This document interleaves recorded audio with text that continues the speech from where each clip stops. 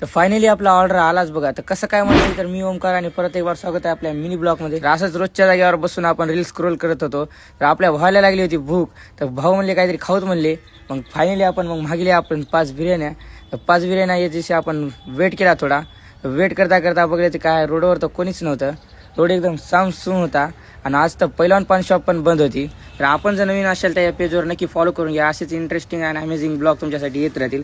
तर भैया जर दाखवू लागला तर 19 मिनिटाचा व्हिडिओ कोणता तरी. तर पब्लिक आपण जर 19 मिनिटाचा व्हिडिओ बघले असेल तर नक्की कमेंट करा. तर आपला भाऊ आलता. मग भाऊ आला वेटिंगवर बसला होता तर बिर्याणीचा. तर फायनली आपली बिर्याणी आलती.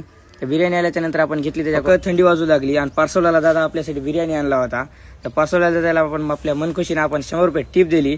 मग टिप दिल्याच्या नंतर आपण आणली बिर्याणी. तो खोलली. मग खोल्याच्या नंतर आपण खायला सुरुवात केली. पब्लिक आपल्याला काय पिल्टर नव्हते काय नव्हते. 11 वाजले होते. तर आपल्याला कॅरीबॅगमध्येच खावं लागलं. हे बघ मी मनुष्य अनिकेत पहिलवान असं कसं बॉडी मेंटेन ठेवत असेल. हे बघा भैयाची डाएट होती. मग बिर्याणी खाल्ल्याच्या नंतर आपण जिरा सोडा पिला. मग भाऊ निघाला मग आपल्या शेताकडे. भाऊ निघाल्याच्या नंतर हे बघा हे काय सुपलीमध्ये पाणी आणून का हात धुत आहेत. पाणी एक नव्हतं कुठं तर ते सुपलीमधून पाणी आणून हात धुवावं लागले यायला. मग भेटूया पब्लिक अशाच पुढच्या मिनी ब्लॉगमध्ये. तर लाईक आणि फॉलो करायला विसरू नका.